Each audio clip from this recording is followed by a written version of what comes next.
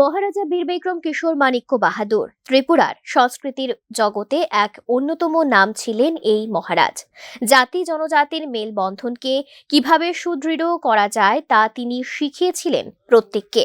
এই মেলবন্ধন কিন্তু খুবই দারুণ ছিল। প্রদেশ বিজেপির অফিসে বুধবার মহারাজের জন্ম দিবস উদযাপন উপলক্ষে এইসব গুরুত্বপূর্ণ তথ্য সবার সামনে তুলে ধরলেন রাজ্যের মুখ্যমন্ত্রী। যেখানে সংস্কৃতি প্রাধান্য দেওয়া হতো, এই সংস্কৃতির ধারক বাহক আমরা যদি বলি এই রাজন্য ফ্যামিলি থেকে এসডি বর্মন। আমরা নিজেরাও ছোটবেলায় একদম আমরা দেখতাম প্রচুর এই জনজাতি গোষ্ঠীর যারা আছে এত সুন্দর সুন্দর ওরা গান, আপনার বিভিন্ন ইনস্ট্রুমেন্ট।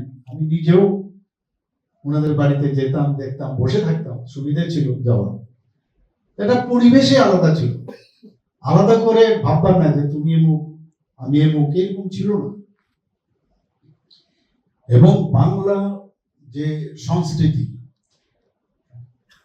এত বেশি সেটা উর্বর ছিল, সেটাকে মহারাজা বীরবিক্রম কিশোর সেটাকে মান্যতা দিয়েছেন যে বাংলার যে সংস্কৃতি এবং ওনার যে সংস্কৃতিপনার যে মানসিকতা, দুটো মিলে একসাথে মিলে ত্রিপুরার যে ঐতিহ্য সেটার ধারক বাহক বলতে গেলে মহারাজা বীরবিক্রম কিশোর মাণিক্য বাহাদুর। রাজন্য আমলের সেই নিগুড় ইতিহাস অনেকেরই ছিল হয়তো অজানা। মুখ্যমন্ত্রী মহারাজের জন্মদিবস উপলক্ষে এইসব তথ্য তুলে ধরলেন সবার সামনে। উপস্থিত প্রত্যেকেই মুখ্যমন্ত্রীর কথাগুলো শুনলেন মনোযোগ দিয়ে। Bureau report, news now.